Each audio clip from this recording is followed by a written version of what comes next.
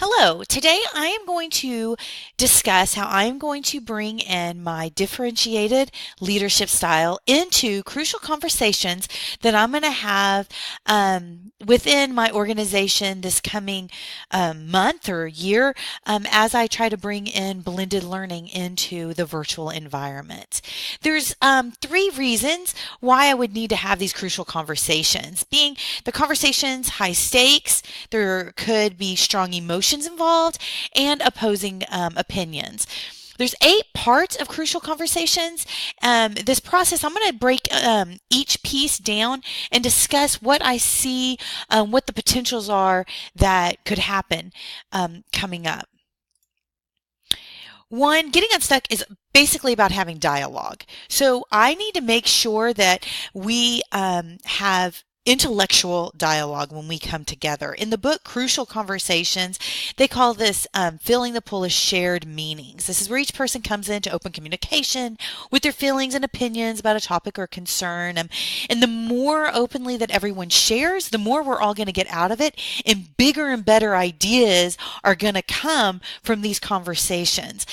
However, as a differentiated leader, I need to make sure that during this time that I'm listening and that I'm not getting pulled into the emotional side of these conversations, that the emotional side that could come up.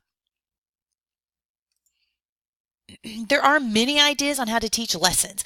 So I'm going to try to implement blended learning in the virtual setting. So having open communication on what this looks like from different perspectives is also going to be part of the getting unstuck process.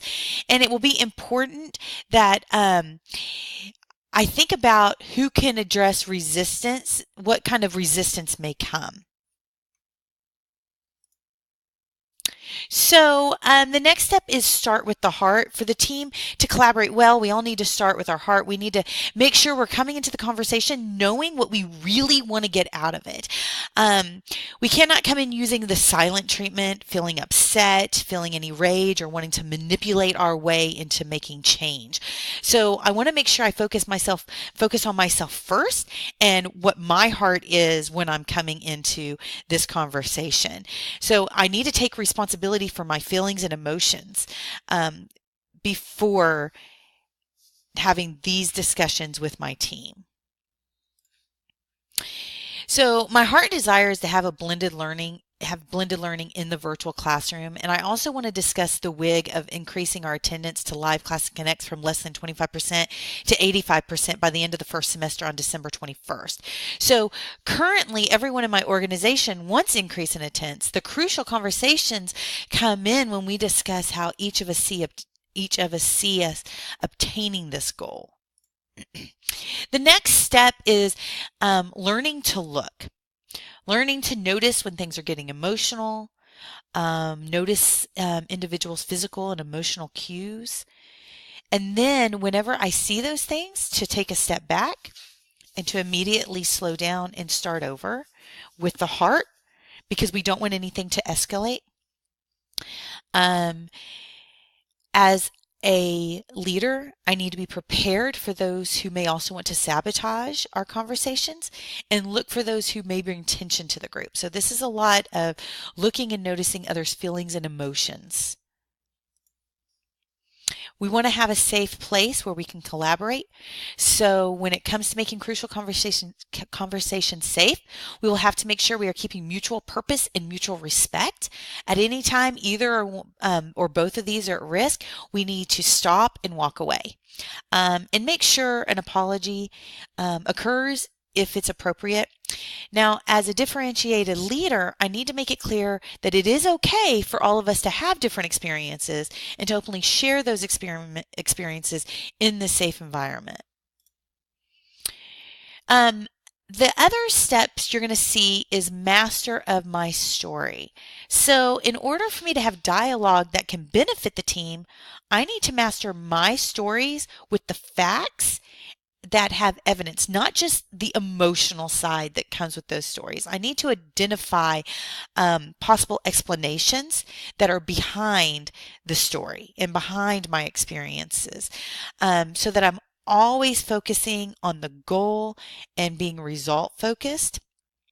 So I want to focus on the strengths and have a universal perspective that is not built on emotions that could hinder the growth of my team. So again, bringing in my stories, but really looking at the facts and evidence behind those. Um, Next, we're going to have to state my path. In our meetings, I want the team to share with facts and tell the story as what direction I am hoping we can go. Down here, you will see tell your story, ask for others, talk tentatively, and encourage testing. I definitely want to be willing to hear ideas and making sure, though, that everyone knows where I am coming from in the beginning. Um, and be willing to face the conflict that may come with my ideas, but at least being very clear about the path I'm wanting to go. Then sitting back and listening to the path others have and in the direction they may want to go. The book lists 4 listening skills to use that I thought were important.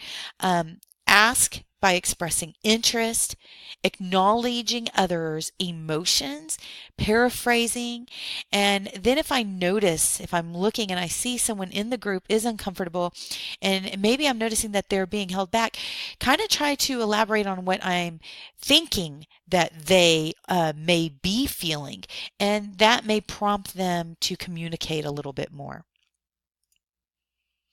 The ABCs of exploring others' paths: agree. When a team member shares, I want them to know that on the areas that we agree and the areas that we share the same feelings or perspective.